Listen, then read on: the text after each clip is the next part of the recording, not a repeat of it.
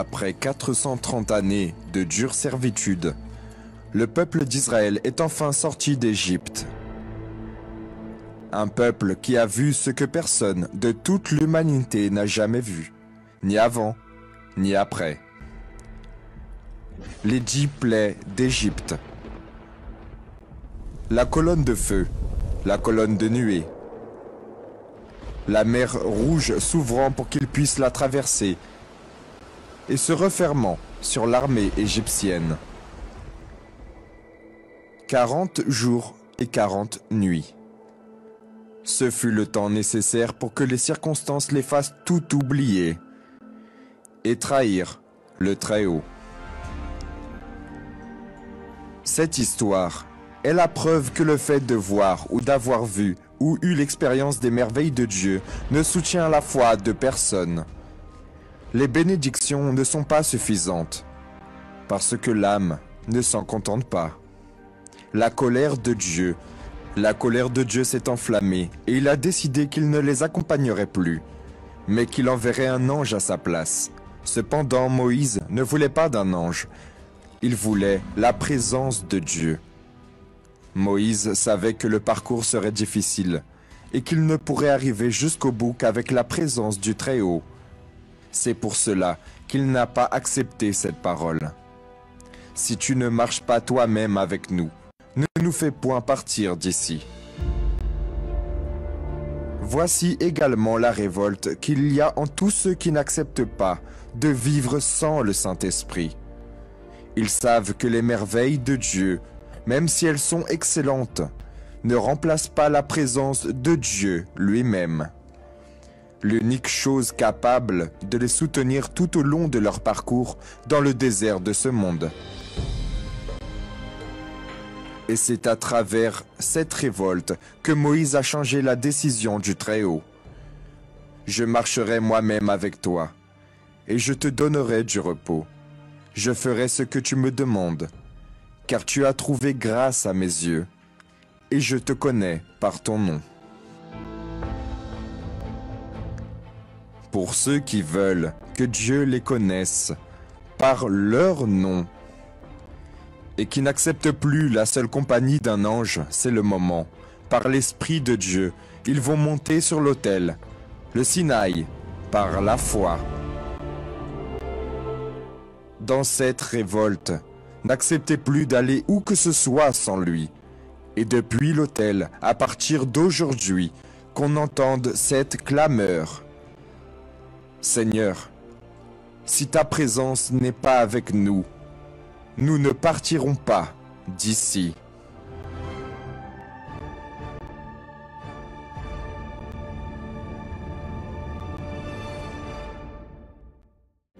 Une parole de foi, une parole de vie, une parole d'espoir. Vous assistez à l'émission Parole de vie. Que le Dieu Tout-Puissant vous bénisse, à vous et à toute votre famille. Vous êtes connectés sur l'émission Parole de vie.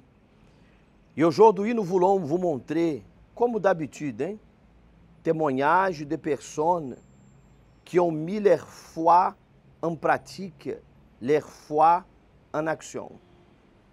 Et vous savez que dans le livre d'Hébreux, le Seigneur il nous a dit comme ça.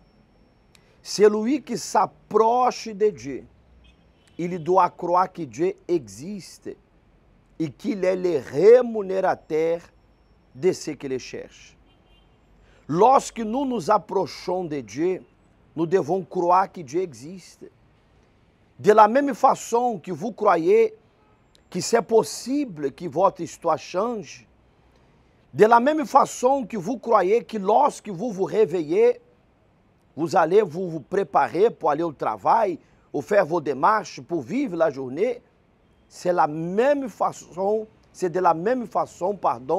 que nous devons faire lorsque nous nous approchons de Dieu, à travers la prière, à travers la foi. Et peut-être vous me dites comme ça, comment je peux m'approcher de Dieu si je ne vois pas Dieu, si je ne peux pas le toucher, si je ne peux pas le sentir? C'est exactement à travers la foi. La foi que c'est une ferme assurance. Et peu importe où vous êtes en ce moment, si vous nous accompagnez de l'hôpital, si vous nous accompagnez de votre maison, si vous nous accompagnez de votre travail, par le biais de votre foi, vous pouvez vous approcher de Dieu. Et d'ici à quelques instants, nous allons ici, clamer Dieu en faveur de vous. Et que les cieux soient témoins de ce que Dieu est capable de réaliser dans votre vie. Et il sera témoin. Alors, à travers la foi, le Seigneur nous a affirmé, nous a garanti que tout est possible. C'est possible, monsieur et madame, que votre histoire change.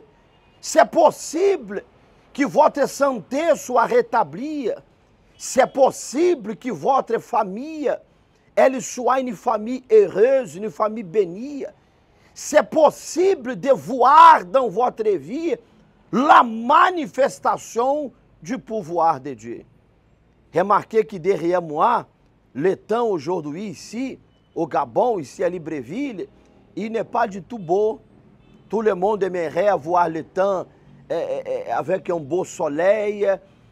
C'est comme ça que la plupart du temps aiment voir le temps. Mais le temps aujourd'hui, il est un peu fermé. Mais nous croyons que d'ici à quelques heures, il peut changer. Et s'il ne change pas aujourd'hui, demain il peut changer. Et s'il ne change pas demain, après-demain il peut changer. En tout cas, nous croyons qu'il ne va pas rester de cette façon pour toujours. Vous devez croire que votre problème, il ne va pas rester dans votre vie pour toute votre vie. Mais peut-être vous dites, je suis né avec ces problèmes. Je suis né au milieu du problème. Et je n'arrive pas à voir le beau temps dans ma vie. Je vois seulement le mauvais temps dans ma vie. Mais si vous croyez à partir d'aujourd'hui, vous pouvez croire que le mauvais temps va passer, que le beau temps va arriver, que la bénédiction arrivera dans votre vie. Croyez que cela est possible. Croyez que Dieu peut faire l'impossible devenir possible. Mais il va falloir croire. Il va falloir avoir cette confiance au Dieu qui est Père, qui est Fils et qui est aussi Esprit. Nous vivons à l'Église universelle du Royaume de Dieu la foi du Mont Sinaï, de la Flamme Sainte, où beaucoup de personnes sont déjà allées à l'autel de Dieu, où beaucoup de personnes ont déjà témoigné la gloire de Dieu dans leur vie. Et vous allez acompanher maintenant le témoignage de quelqu'un qui a eu une expérience avec Dieu. De quelqu'un qui est arrivé à l'Église universelle du Royaume de Dieu avec un mauvais temps dans sa vie. Avec quelqu'un qui est arrivé avec une vie en bas, critique et chaotique. Mais lorsqu'elle a mis sa confiance en Dieu, lorsqu'elle a dû s'approcher du Seigneur en croyant que Dieu existe, le mauvais temps est devenu le beau temps dans sa vie. Accompagnez ce témoignage. Bonsoir évêque. Comment vous appelez? Je m'appelle Madame Anastasie. Madame Anastasie, qu'est-ce que Dieu a fait dans votre vie à travers la foi? Dieu a fait des grands miracles. Mais celui que je vais rendre témoignage aujourd'hui, enfin ce soir, c'est pour ma fille. Donc, qu'est-ce qui s'est passé? Ma fille est en classe de terminale. Elle était à l'internat à Lambaréné. À la période où il fallait faire des examens blancs, c'est-à-dire le bac blanc, elle est tombée gravement malade. Donc, c'est depuis l'internat qu'on m'appelle Madame, votre fille est souffrante. Mais entre-temps, le responsable de l'établissement l'avait déjà amenée à Choiseul pour faire des examens et pour voir ce qui n'allait pas. Dans un premier temps, le médecin a diagnostiqué qu'elle souffrait d'une scoliose lombaire. Scoliose lombaire, c'est une maladie des os au niveau de la colonne vertébrale. C'est comme si les os se sont déboîtés. Donc, à tel point que les médecins ont demandé, mais ma fille, vous avez porté quelque chose de lourd à ton âge, vous avez cette maladie. c'est généralement les personnes âgées qui souffrent de cette maladie. Ma fille a dit non, je n'ai jamais porté un tel poids pour que je souffre d'une telle maladie. Donc, ils ont donné des calmants. Elle est retournée à l'internat. Quelques mois plus tard, la maladie a ressurgi de plus belle et de plus fort. Entre-temps, ils avaient déjà fait tous les dossiers pour passer les examens. Elle devait même faire l'examen de sport pratique. Et là, le médecin a dit, mademoiselle, vous ne pouvez plus faire l'examen pratique parce que votre maladie est très grave. Là, maintenant, on va vous évacuer sur Libreville. Et sur Libreville, d'autres médecins spécialistes pourront ou constater ou infirmer le diagnostic que j'ai fait. Donc, lorsque je m'en vais la chercher, on revient sur Libreville. On va dans un premier temps à Chambrier. Les médecins de Chambrier ont constaté le même diagnostic, c'est-à-dire ils ont confirmé ce que le médecin de Lambaréné avait dit. Nous sommes quittés encore de Chambrier, nous sommes allés du côté de Angondje, hôpital militaire. Le médecin a confirmé la même chose. C'est celui d'Angondje qui nous dit, madame, là ce n'est plus possible. Si vous avez une assurance ACNAM GS, donc on va évacuer votre fille au niveau du Maroc parce qu'on ne peut pas l'opérer au niveau de Libreville. Cette opération ne peut pas se faire au niveau de Libreville. Il faut qu'on l'évacue au niveau du Maroc. Donc si vous avez 5 millions, préparez les 5 millions. C'est ainsi que j'ai fléchi les genoux, je dis Seigneur. Entre-temps, évêque, elle se lamentait déjà parce que les médecins avaient déterminé que si l'opération n'est pas faite, n'importe quoi que nous pouvions faire, médicaments ou quoi, elle va rester sur une chaise roulante, elle ne va jamais marcher. C'est ainsi que j'ai fléchi les genoux, je dis Seigneur, ça ce n'est pas possible. Et ce diagnostic-là, je ne l'accepte même pas parce que je suis déjà engagée dans la foi. Et je sais que tu as des grandes choses, tu peux la guérir. Et qu'est-ce que j'ai fait? Le dernier examen qu'on devait faire à Chambrier, devait faire le dernier scanner pour qu'on prépare tout le dossier pour pouvoir l'évacuer. J'ai dit, ma fille, on ne va jamais t'évacuer et tu ne seras jamais sur un fauteuil roulant. Donc, qu'est-ce que j'ai fait? Je me suis tournée vers l'hôtel. Et lorsque je suis montée sur l'hôtel, je peux dire... Un jour après, le mal avait disparu. C'est-à-dire, elle pouvait déjà marcher, elle pouvait déjà manger, parce que c'était insupportable pour elle de s'asseoir. Et elle faisait combien de temps qu'elle ne marchait pas, qu'elle ne mangeait pas bien? Je peux dire du mois de mai au mois de juin. Du mois de mai au mois de juin. Parce que la maladie a surgi au mois de mai. Donc, jusqu'au mois de juin, où j'avais pris l'engagement de sacrifier. Parce qu'elle dormait même à même le sol. C'est ce que les médecins avaient conseillé. Pour qu'elle puisse dormir, essayer de dormir. Elle dort à même le sol, on ne met pas le matelas, on ne met rien du tout. Mais elle dort comme ça pour qu'elle puisse au moins avoir un soulagement. Après avoir monté à l'autel de Dieu, sacrifié, un jour après, votre fille a commencé déjà à manger et à marcher. Tout à fait. Tout est redevenu à la normale. C'est à la suite de cela que nous sommes allés faire le dernier contrôle. Là maintenant, c'était le dernier contrôle pour l'envoyer au Maroc pour aller se faire opérer. Et grâce à Dieu, lorsqu'on va faire les derniers examens, RAS, il n'y a plus rien. Tout était devenu à la normale. Tous les os étaient placés comme Dieu l'avait conçu. Et elle est même là. Tout est revenu à sa place. Où est votre fille? Elle est où? Audrey. Comment va la santé aujourd'hui? Ça va, évêque. Il n'y a plus de douleur, plus de maladie. Non, il n'y a plus de douleur. Vous marchez bien aujourd'hui? Oui, je marche bien maintenant, je dors bien. C'est grâce à la foi de maman. Hein? Oui. Maman agit la foi à l'autel pour pouvoir vous accorder la victoire. Amen? Regardez ici les résultats de la foi.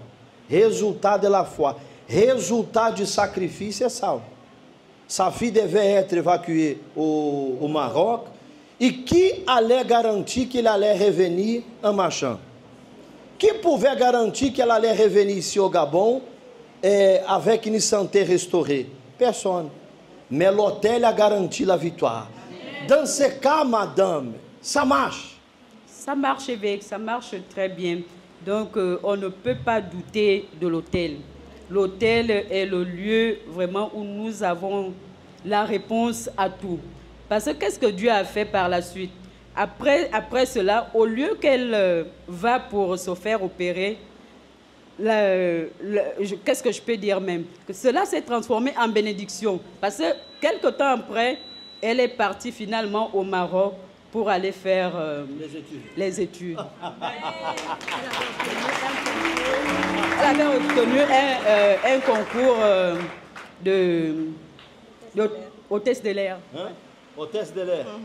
Voler toujours par-ci, par-là. Voilà. Soyez bénis, hein? Dieu vous bénisse. Vous avez vu comment Dieu est capable de transformer la vie d'une personne? Exactement. Vous avez vu comment Dieu, il peut agir dans la vie d'une personne? Il désire aussi agir dans votre vie. Préparez un verre d'eau, une bouteille d'eau, et nous allons invoquer le Seigneur. Nous allons invoquer Dieu, afin qu'il vous visite, afin qu'il vous touche, et afin qu'il transforme votre vie. En ce moment, participez à une prière spéciale. C'est le bon moment pour parler avec Dieu. Nous allons unir notre foi pour vous. Seigneur notre Dieu et Père, Dieu Tout-Puissant, mon Père, de la même façon, Seigneur, que tu as changé la vie de cette personne qui vient de témoigner, Seigneur. Tu es capable de changer la vie de cette personne qui nous accompagne, de l'hôpital, de son travail, de sa maison, de personnes, Seigneur, qui c'est toi seul qui est capable de transformer leur vie. Si toi, Seigneur, tu ne viens pas maintenant agir dans sa vie, il y a des gens qui disent qu'elle ne sait plus quoi faire de sa santé, de sa famille, de son travail, de son histoire en réalité. Mais Seigneur, manifeste-toi, Seigneur. Le même Dieu qui est descendu au Sinaï, descend, mon Dieu, et visite cet homme et cette femme. Le même Dieu, Seigneur, qui a pu changer la vie de cette personne qui vient de témoigner, il est capable de vous guérir aussi.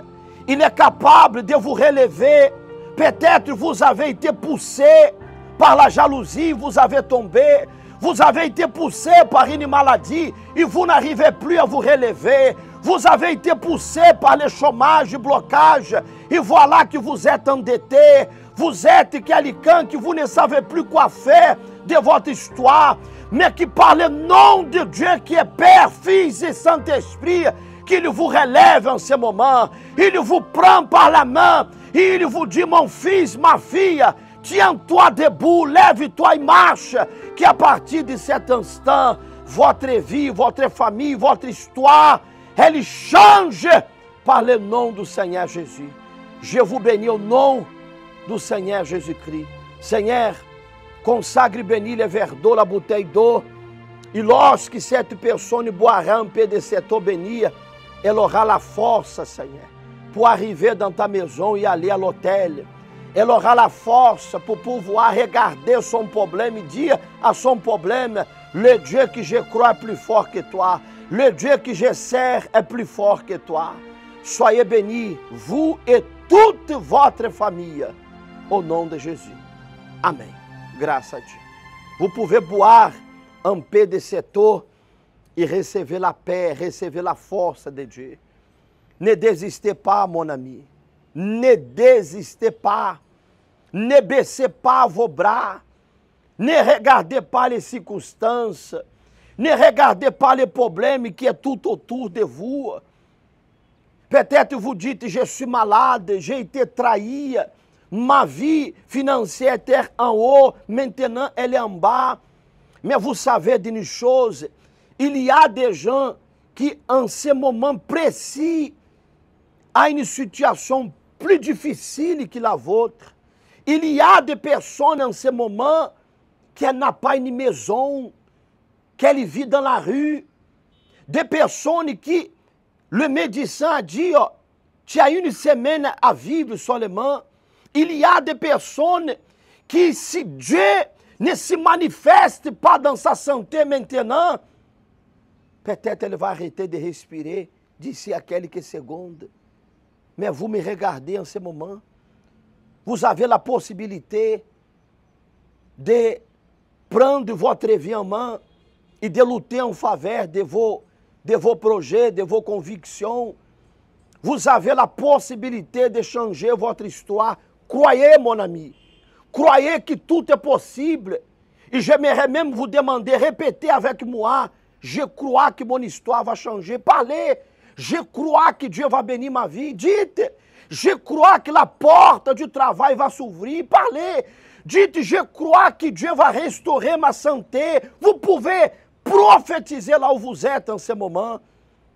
C'est de cette façon que Dieu veut vous voir.